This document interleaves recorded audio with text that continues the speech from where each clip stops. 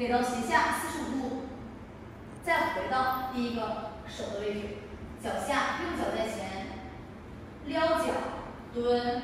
撩脚立，勾踹，5、6、7、8，头跟肩、头跟勾肘都在8点，头往回看，下，勾脚提扇，经过腋窝，拧腰，颤息1次，第2次收住，倒的是侧旁腰，取决于我脚下主力腿，如果要是正的，就容易是大腰，主力腿扣着站啊。好，接下来缠头亮相在1点，手打到一个僵直位置的状态，滑，掏左手溜腰，走一个立圆，放掉手，你的同手同脚是一个平行线的关系，快倒脚压着膝盖倒，不要立上来，倒脚的同时抽手，直接头往回转，给旁腰。